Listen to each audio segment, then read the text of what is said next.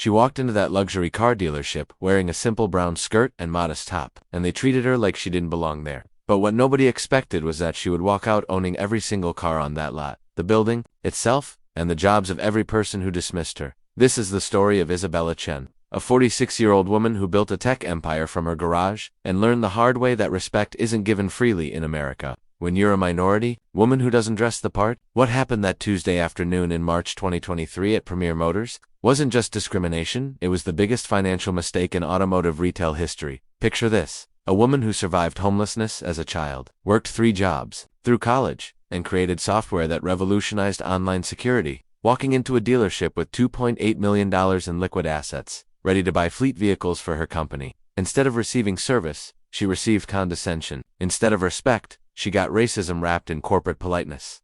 The salesman saw her worn shoes and assumed poverty. The manager saw her accent and assumed ignorance. What they didn't see was the woman who had just closed a $47 million acquisition deal that morning, who had more money in her checking account than most people see in a lifetime. "Ma'am, perhaps you'd be more comfortable at the used car lot down the street," the sales manager told her with a patronizing smile. Those words cost his dealership everything. Because Isabella Chen didn't just get mad, she got strategic. If you believe that underestimating people based on appearance is the costliest mistake anyone can make, smash that like button right now. Comment "Justice served" if you're ready to see how one moment of prejudice led to the most satisfying business takedown in automotive history. What you're about to discover will shatter everything you think you know about power, revenge, and the price of discrimination. This isn't just a story about buying cars. This is about a woman who turned prejudice into the most expensive lesson 3 grown men ever received. But to understand how she pulled off the most legendary business move of 2023, I need to take you back to where it all began. Isabella Chen's story began in a cramped apartment in Riverside, California, where she lived with her immigrant parents who worked double shifts just to keep the lights on. Her father cleaned office buildings at night, while her mother assembled electronics during the day, both speaking broken English but dreaming in fluent hope for their daughter's future. At 12 years old, Isabella was already coding on a second-hand computer her parents bought from a pawn shop. While other kids played video games, she was building them. While they complained about homework, she was teaching herself programming languages that most adults couldn't pronounce. Her parents didn't understand technology, but they understood sacrifice, selling their wedding rings to buy her better equipment when she showed them her first software program. By 18, Isabella had earned a full scholarship to Stanford, but even there, she faced the same prejudice that would follow her for decades. Professors questioned her abilities, classmates assumed she was there because of affirmative action, and venture capitalists dismissed her ideas before she even finished her pitches. "Maybe you should focus on something more suitable for someone like you," one investor told her during her first startup attempt. But Isabella had inherited something more valuable than money from her parents: an unbreakable work ethic and the ability to turn rejection into rocket fuel. She launched her first company, SecureNet Solutions, from her garage at 23, living on ramen noodles and determination. The software she created revolutionized cybersecurity for small businesses, protecting them from the same corporate giants who had once ignored her. By 35, SecureNet had grown into a $200 million company. By 40, she was worth more than most people could imagine. By 46, she had built an empire that spanned 3 continents, employed over 2,000 people, and generated enough revenue to buy small countries. But success hadn't made Isabella soft. It had made her strategic. She remembered every slight, every dismissive comment, every door slammed in her face. She collected these memories like ammunition, waiting for the right moment to use them. That moment came on March 15, 2023, when her company needed a fleet of luxury vehicles for their executive team. Instead of buying online or using a corporate dealer, Isabella decided to visit Premier Motors herself. She wanted to see the cars, smell the leather, experience the luxury. Her hard work had earned her. What she didn't expect was to walk into a trap that would change everything.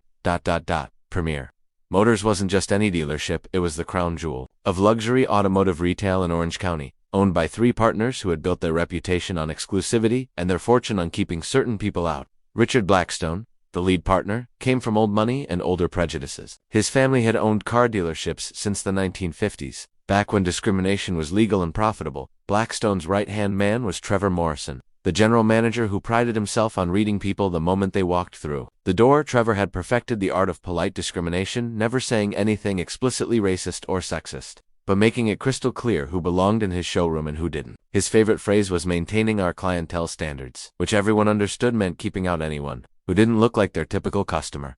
The third member of this toxic triangle was James Crawford, the finance director who had mastered the science of financial intimidation. Crawford specialized in making people feel small about their credit, their income, their worthiness to drive luxury vehicles.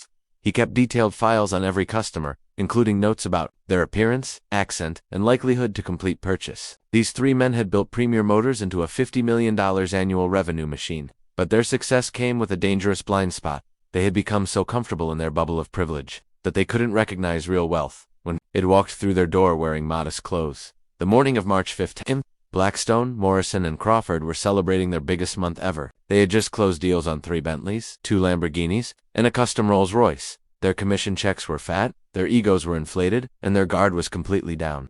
Another successful month serving Orange County's finest. Blackstone toasted with his partners in his glass-walled office overlooking the showroom floor. What he meant was another month of profitable prejudice. Another month of turning away anyone who didn't fit their narrow definition of worthy. Morrison pulled up their customer database on his computer, scrolling through photos and notes. Remember, that woman last week who wanted to test drive the Maserati? I could tell just by looking at her shoes she was wasting our time. Crawford laughed, adding his own story about a young Latino man he had steered toward more realistic options. They had no idea that their discriminatory practices were about to meet their match in Isabella Chen, a woman who had spent 25 years building the resources to buy and destroy everything they had worked for. As Isabella's Uber pulled up to the Premier Motors showroom that Tuesday afternoon, the three partners were about to learn the most expensive lesson of their lives. Isabella stepped out of her modest Uber, adjusting her brown skirt and checking her simple watch, a $50 Timex she wore as a reminder of where she came from. The Premier Motors showroom gleamed before her, filled with vehicles worth more than most people's houses. She had researched every car, every specification, every price point. She was ready to spend $400,000 on 5 luxury vehicles for her executive team.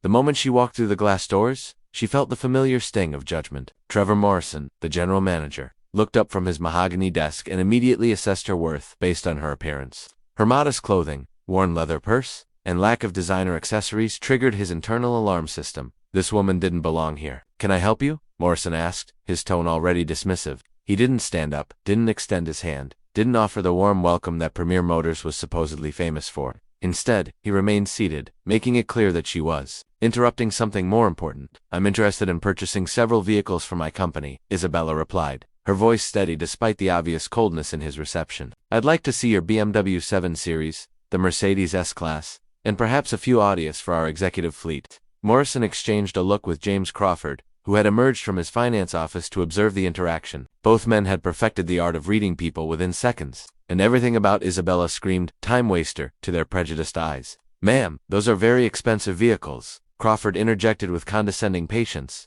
"The BMW starts at $95,000, and the Mercedes is well over $110,000. Perhaps you'd be more comfortable looking at our certified pre-owned section. We have some lovely older models that might be more appropriate for your budget."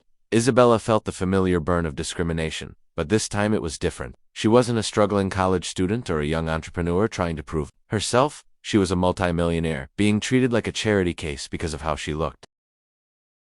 "I understand the prices," she replied calmly. "I'd still like to see the vehicles I mentioned." Morrison finally stood up, but only to physically position himself between Isabella and the luxury cars. "Look, lady, I don't want to waste your time, or mine. These cars require serious financial qualifications. Do you have a pre-approval letter from your bank? Credit score above 750? Proof of income over $200,000 annually?" The questions came rapid-fire, designed to embarrass and eliminate. This wasn't standard procedure. This was discrimination dressed up as financial responsibility. Richard Blackstone emerged from his office, surveying the situation with the practiced eye of someone who had been excluding people for decades. "Is there a problem here?" he asked, his voice carrying the authority of ownership and prejudice. "No problem at all," Isabella said, her voice gaining strength. "I'm simply trying to purchase vehicles for my company, and your staff seems reluctant to show them to me." Blackstone looked her up and down, taking in every detail of her modest appearance. "Ma'am, I think there's been a misunderstanding. Premier Motors caters to a very specific clientele. Perhaps you'd be more comfortable at the Honda dealership down the street." The words hung in the air like poison. 3 successful men had just made the assumption that would destroy everything they had built. Isabella stood in that showroom, surrounded by 3 men who had just revealed their true nature, and something clicked inside her brain. Not anger, but clarity. She had been here before, in boardrooms and venture capital offices, facing the same prejudice wrapped in different packaging. But this time, she had something she didn't have before, the power to do something about it. "I see," she said quietly, her voice carrying a dangerous calm that none of the 3 men recognized as a warning. "So you're telling me that I don't look like someone who belongs here? It's not about looks. Morrison backpedaled, sensing he might have crossed a line. It's about being realistic about financial capabilities. We've been in this business for decades, and we know our market. Isabella pulled out her phone and opened her banking app. The screen showed her checking account balance, $2,847,332.18. She turned the phone toward them, watching their faces change as the numbers registered. "This is just one of my accounts," she said, her voice steady as steel. "I came here today prepared to spend $400,000 on 5 vehicles. But now I'm curious. What exactly is your market, Mr. Blackstone?"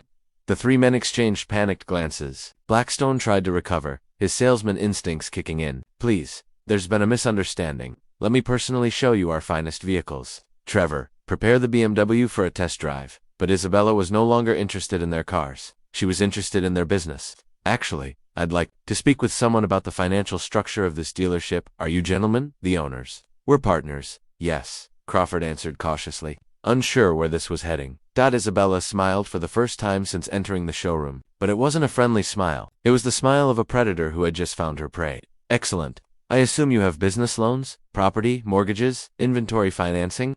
From across the showroom, Maria Santos, the dealership's only Latina employee, watched the interaction with growing fascination. Maria worked in the service department, invisible to the 3 partners who barely acknowledged her existence despite her 15 years of dedicated service. But Maria saw everything, heard everything, and understood exactly what was happening. As Isabella continued questioning the increasingly nervous partners about their business structure, Maria quietly approached. "Excuse me," she said softly to Isabella, "but I think you should know something." Isabella turned to face the woman who would become her most valuable ally. "Yes, I've worked here for 15 years, Maria whispered, glancing nervously at the partners who were huddled together in heated discussion. "What just happened to you?" "It happens every day. They keep records, files on people they don't want as customers. They call it market management, but I call it what it is." Isabella's eyes sharpened. "What kind of records?" "Everything. Photos from security cameras, notes about appearance, race, accent. Mr. Crawford has a whole system for screening out people they consider undesirable. I've been documenting it for years, hoping someday someone would listen." In that moment, Isabella realized she hadn't just stumbled into discrimination, she had discovered a systematic operation that had been violating civil rights laws for years, and she had found the perfect inside source to help her take it all down. "Maria," Isabella said quietly, "how would you like to help me buy this entire dealership?"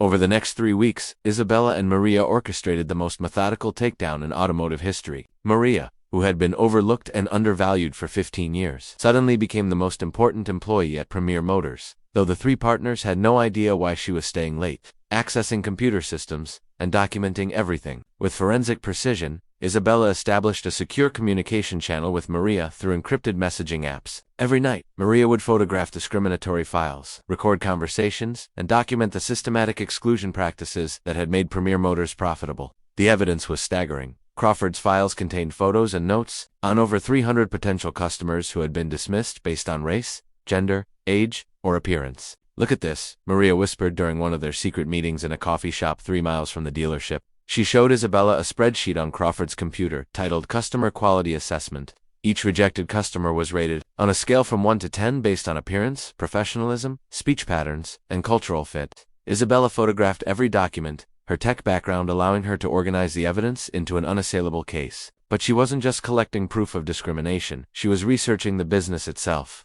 Through public records and financial databases, she discovered that Premier Motors was heavily leveraged, with loans secured against their inventory and property. Meanwhile, the 3 partners had no idea they were being investigated. In fact, they thought they had dodged a bullet with the crazy woman who had stormed out weeks earlier. Morrison even joked about it during their weekly partners meeting. "Remember that lady with the bank account? Probably fake screenshots. We saved ourselves a lot of trouble." But Isabella was far from gone. She had hired a team of private investigators to dig deeper into the partners' business practices, personal finances, and legal vulnerabilities. What they found was even more damaging than the discrimination, tax irregularities, insurance fraud, and violations of manufacturer agreements that could shut down the dealership immediately. "They've been reporting false sales figures to BMW and Mercedes," her lead investigator reported, inflating numbers to maintain their premium dealer status. That's grounds for immediate termination of their franchise agreements. Isabella also discovered that all 3 partners had personal financial problems. Blackstone was going through an expensive divorce, Morrison had gambling debts in Las Vegas, and Crawford was facing foreclosure on his house in Newport Beach. They were vulnerable, desperate, and completely unaware that their world was about to collapse. The final piece of evidence came from an unexpected source: the dealership's own security system. Maria had access to the recordings and discovered hours of footage showing the partners explicitly discussing their discriminatory practices, laughing about customers they had rejected, and using racial slurs when they thought no one was listening. "We have everything," Isabella told Maria during their final evidence-gathering meeting: financial crimes, civil rights violations, manufacturer fraud, and their own words condemning them. "Tomorrow, we execute Phase 2.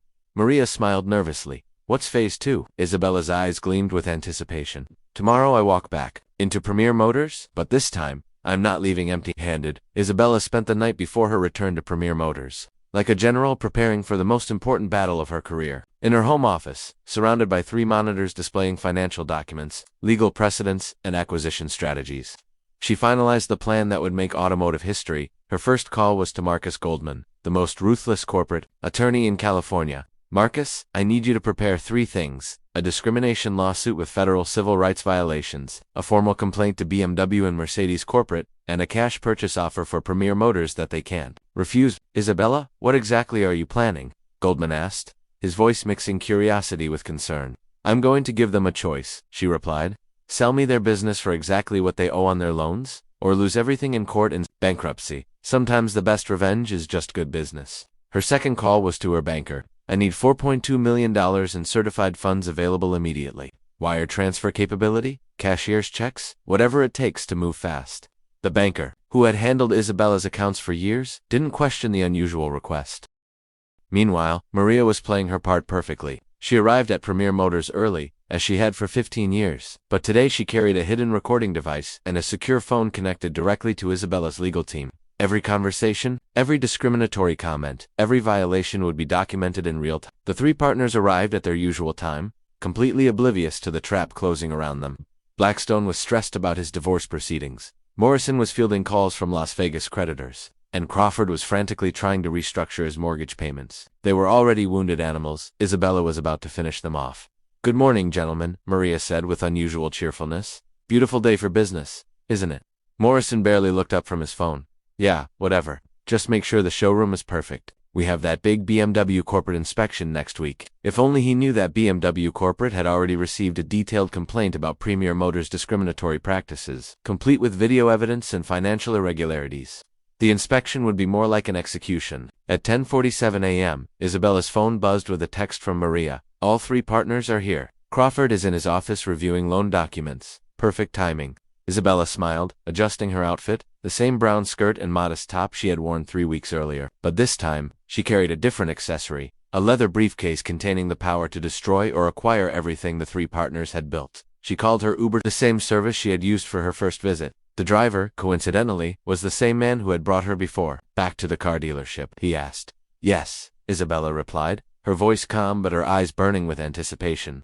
"But this time, I'm not leaving until I own it." As the Uber pulled into the Premier Motors parking lot, Isabella took a deep breath. 3 weeks ago, she had been a potential customer. Today, she was about to become the owner of the business that had tried to humiliate her. The 3 partners were about to learn that underestimating Isabella Chen was the most expensive mistake of their lives. Isabella walked through the glass doors of Premier Motors at exactly 11:15 a.m., wearing the same brown skirt that had triggered their prejudice 3 weeks earlier. This time, however, she carried a leather briefcase and the quiet confidence of someone who held all the cards. Trevor Morrison looked up from his desk and his face went pale. "Oh no, not you again," he muttered under his breath, but loud enough for Maria's hidden recording device to capture perfectly. "Good morning, gentlemen," Isabella announced, her voice carrying across the showroom. "I believe we have some unfinished business to discuss." Richard Blackstone emerged from his office, visibly annoyed. "Ma'am, I thought we resolved this misunderstanding weeks ago. If you're here to cause trouble, I'll have to ask you to leave." Isabella set her briefcase on Morrison's desk and opened it with deliberate precision. Inside were 3 folders, each containing enough evidence to destroy one of their careers. "Mr. Blackstone, Mr. Morrison, Mr. Crawford, please join me. We need to have a conversation about the future of Premier Motors." Crawford reluctantly emerged from his finance office, sensing something was different about this encounter. The 3 partners formed a semicircle around Isabella, trying to intimidate her with their combined presence. "This is harassment," Morrison declared. "We reserve the right to refuse service to anyone." Isabella smiled coldly. "Actually, federal law says you can't refuse service based on race, gender, or national origin, but we'll get to that." She pulled out the first folder. "Let's start with these customer files, shall we?" She spread Crawford's discriminatory documents across Morrison's desk, photos, racist comments, systematic exclusion records spanning 5 years. The three men's faces went from annoyed to terrified as they recognized their own handwriting and comments. "Where did you get those?" Crawford stammered. "Those are private business documents. Obtained legally by someone who was tired of watching you violate civil rights laws daily," Isabella replied. "But that's just the beginning." She opened the second folder, revealing financial irregularities, false reporting to manufacturers, and tax violations. Blackstone's voice cracked as he spoke. "What do you want?" Isabella pulled out her phone and dialed a number. BMW Corporate. "This is Isabella Chen." "Yes, I'm standing in Premier Motors right now with the owners. I think it's time for that conversation we discussed." The phone's speaker crackled as a corporate representative's voice filled the showroom. "Mr. Blackstone, this is David Park from BMW Corporate. We've reviewed the evidence Ms. Chen provided regarding discriminatory practices and false reporting. Your franchise agreement is terminated effective immediately." Morrison grabbed the phone. "Wait, you can't do this?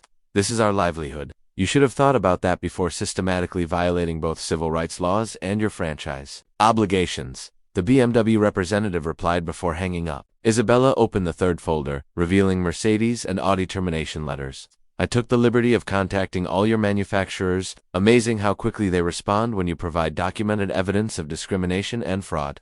The three partners stood in stunned silence as their empire crumbled around them. But Isabella wasn't finished. "Gentlemen, you have two choices," she announced, pulling out a cashier's check for $4.2 million. "Choice 1, I file federal civil rights lawsuits, report your tax fraud to the IRS, and watch you lose everything in bankruptcy while facing potential criminal charges." She paused, letting the weight of their situation sink in. "Choice 2, you sell me Premier Motors right now for exactly what you owe on your loans. I'll assume your debts, keep your employees, and you walk away with enough dignity to start over somewhere else." Crawford's voice was barely a whisper. "How much time do we have to decide?" Isabella checked her watch. "You have until I finish counting to 10. 1. Isabella began counting, her voice steady as a metronome, each number echoing through the showroom like a judge's gavel. The three partners looked at each other with the desperation of men watching everything they had built crumble in real time. Morrison's hands shook as he calculated their impossible situation. No manufacturer agreements, pending lawsuits, and financial ruin staring them in the face. 2, 3, wait. Blackstone interrupted, his voice cracking with panic. "We need to discuss this. You can't just force us to sell our business." Isabella continued, counting without breaking rhythm. 4, 5. "Actually, I'm not forcing anything. I'm offering you a lifeline before the federal government gets involved." 6. Crawford frantically pulled out his phone, trying to call his lawyer, but it went straight to voicemail. Morrison attempted to access his computer to review their loan obligations, but his hands were trembling too badly to type his password correctly. 7, 8. "We'll take it," Morrison shouted, sweat beading on his forehead. "We'll sell. Just stop counting." Isabella smiled and opened her briefcase one final time, revealing pre-drafted purchase agreements prepared by her attorney. "Excellent choice, gentlemen. Mr. Crawford, your share of the debt is $1.4 million. Mr. Morrison, yours is $1.3 million. Mr. Blackstone, as the majority partner, you owe $1.5 million. Total, $4.2 million, which exactly matches this cashier's check." The three men signed the documents with the resigned desperation of condemned prisoners accepting their fate. As they transferred ownership, their faces showed the devastating realization that their prejudice had cost them everything they had worked decades to build. Maria Santos watched from across the showroom, no longer hiding her involvement. As the former partners gathered their personal belongings, Isabella approached her with a different set of documents. "Maria, I have a proposition for you," Isabella announced, loud enough for everyone to hear. "How would you like to be the general manager of Premier Motors? Starting salary, $120,000 annually, plus commission and full benefits." Maria's eyes filled with tears. After 15 years of being invisible and undervalued, she was being offered the position that had been denied to her based solely on prejudice. I don't know what to say," Maria whispered. "Say yes," Isabella replied. "We're going to transform this place into what it should have been all along, a business that judges customers by their character and their ability to pay, not by the color of their skin or the clothes they wear." As the three former partners walked out of Premier Motors for the last time, each carrying a single cardboard box of personal items, their faces showed the hollow expression of men who had gambled everything on prejudice and lost spectacularly. 6 months later, Premier Motors under Isabella's ownership had become the most successful dealership in Orange County. Maria Santos had recruited a diverse sales team that reflected their community, and their customer satisfaction scores were the highest in the region. Blackstone took a job selling used cars in Riverside. Morrison moved to Arizona and worked at a small family dealership. Crawford filed for personal bankruptcy and started over as a finance clerk, but Isabella's transformation was just beginning.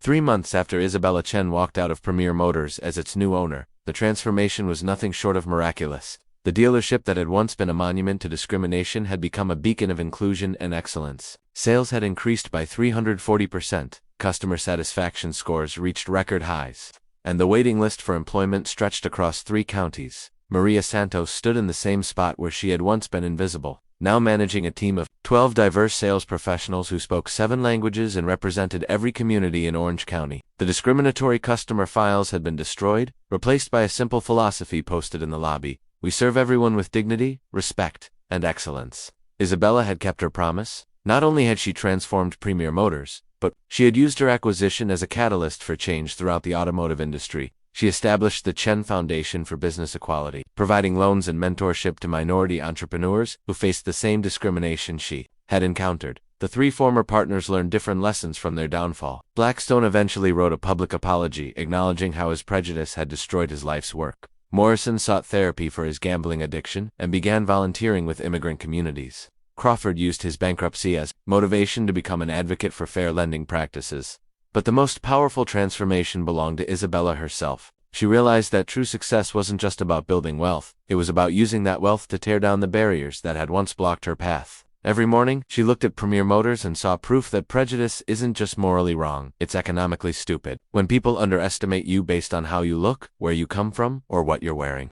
Isabella reflected during a television interview 6 months later, they're not just revealing their character, they're handing you a competitive advantage. Their blindness becomes your opportunity. Their prejudice becomes your power. The story of Premier Motors spread across social media, inspiring countless others who had faced similar discrimination. Isabella received thousands of messages from people sharing their own experiences of being judged by appearance rather than ability. If you made it to the end of this incredible story, you're part of the 3% who understand that real change happens when good people refuse to accept injustice. Comment: respect is earned. If this story inspired you to never judge anyone by their appearance, every time you subscribe to this channel, you're supporting more stories of people who turn discrimination into determination, prejudice into power, and setbacks into comebacks. We have hundreds of untold stories about ordinary people who achieved extraordinary justice. Share this story with someone who needs to remember that being underestimated isn't a disadvantage, it's a secret weapon. When the world judges you by your clothes instead of your character, by your accent instead of your achievements,